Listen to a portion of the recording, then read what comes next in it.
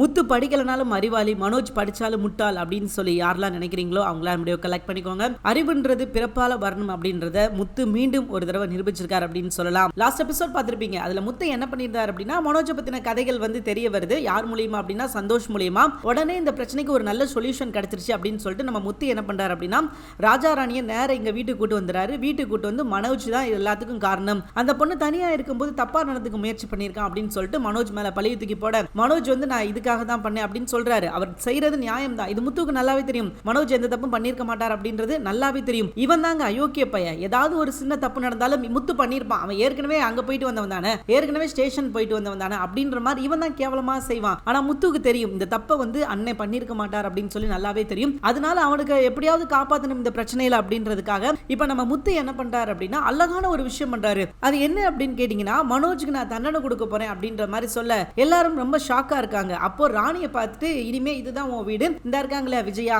இவங்க தான் உன்னோட மாமியார் அப்படின்ற மாதிரி சொல்ல ராணிக்கே தூக்கி வாரி போட்டுருச்சு. என்னடா இது, நம்ம ஒண்ணு நினைச்சா அது ஒண்ணு நடக்குது அப்படின்னு சொல்லிட்டு அவங்க செம்ம ஷாக்ல இருக்காங்க. அப்ப முத்து என்ன சொல்றாரு அப்படின்னா, போய் உங்க மாமியார் காலில் விழுந்து ஆசீர்வாதம் ஆயிடுவாங்க அப்படின்ற மாதிரி சொல்ல ராணி நான் போக மாட்டேன் அப்படின்ற மாதிரி சொல்றாங்க. எங்க உங்ககிட்ட எங்க அண்ணன் தப்பா நடந்தத பார்த்திருக்கான், அவனை நம்ம இப்படியே விட்டோம் அப்படின்னா நாளைக்கு இதே தப்பா எல்லாருக்கிட்டையும் செய்வான், நம்ம அவனை இப்படியே விட்டுறக்கூடாதுங்க, அவனுக்கு ஒரு தண்டனை கொடுக்கணும், அவனுக்கு ஒரு பனிஷ்மெண்ட் கொடுக்கணும், நீங்க போய் முதல்ல அவங்க காலில் விழுங்க, நீங்க கல்யாணம் பண்ணிக்கோங்க எங்க அண்ணனை அப்படின்ற மாதிரி சொல்ல வீட்டில் உள்ளவங்க எல்லாருக்குமே பெரிய குழப்பம் ஆயிருச்சு. என்னடா அது இப்படி சொல்லிக்கிட்டு இருக்கான் அப்படின்னு சொல்லி எல்லாருமே முத்துவை வைறாங்க. டேய் நீ என்னடா நினைச்சிட்டு இருக்க, நீ என்ன நினைச்சா இந்த விஷயத்தெல்லாம் சொல்லிக்கிட்டு இருக்க, டேய் நீ தெரிஞ்சுதான் இப்படி ஒரு விஷயத்தை பண்றியாடா அப்படின்ற மாதிரி சொல்லி எல்லாரோட ஃபோக்கஸும் பாத்தீங்கன்னா முத்து மேல திரும்புது. சோ முத்து அந்த இடத்துல எந்த தப்பும் பண்ணல. முத்து மனோஜை காப்பாத்துறதுக்காக தான் முயற்சி பண்ணிக்கிட்டு இருக்காரு. அதை யாருமே புரிஞ்சுக்கிடல. சோ அந்த இடத்துல அமைதியா இருக்கிறது யார் அப்படின்னு பாத்தீங்கன்னா, மீனா, சுருதி, ரவி, இவங்க 3 பேரும் அமைதியா இருக்காங்க. ஏன்னா முத்து ஏதோ ஒரு விஷயத்தை மனசுக்குள்ள வச்சுட்டு தான் பேசுறாரு. முத்து செய்யறதுக்கு பின்னாடி ஒரு காரணம் இருக்குது அப்படின்றத அவங்க புரிஞ்சுக்கிறாங்க. சோ அதனால அவங்க அமைதியா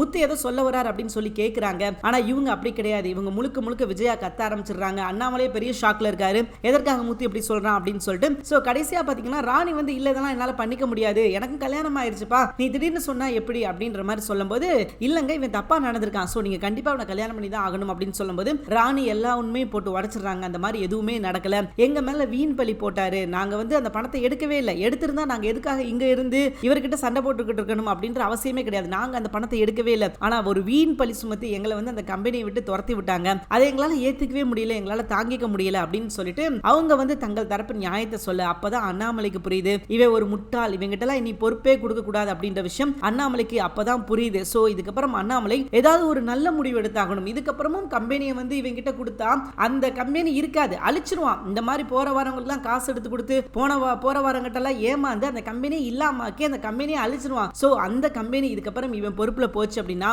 அது டேஞ்சர் தான். சோ அதை மறுபடியும் போக விடக்கூடாது. இப்ப ராஜாராணி உண்மையெல்லாம் சொன்னதுக்கு அப்புறம் அண்ணாமலை முத்துவோட செயலை பாராட்டுறாரு. டேய் பாடுறான், நீ படிச்சு இவ்வளவு பெரிய டிகிரி வாங்கிலாம், நீ என்னப்பா செய்ய போற, இங்க பாரு இந்த பிரச்சனை எவ்வளவு ஈஸியா ஹேண்டில் பண்ணி எவ்வளவு ஸ்மூத்தா இந்த பிரச்சனை முடிச்சிட்டா பாத்தியா, அதான்டா என் முத்து அப்படின்ற மாதிரி அண்ணாமலை நெஞ்ச நிமிர்த்தி சொல்றாரு. அந்த இடத்துல முத்துவுக்கு ப்ரௌடா ஃபீல் பண்ணுது. சோ நாளைக்கு எபிசோட் நடக்க போற சம்பவங்கள் இவ்வளவுதாங்க. தேங்க்யூ ஃபார் வாட்சிங்.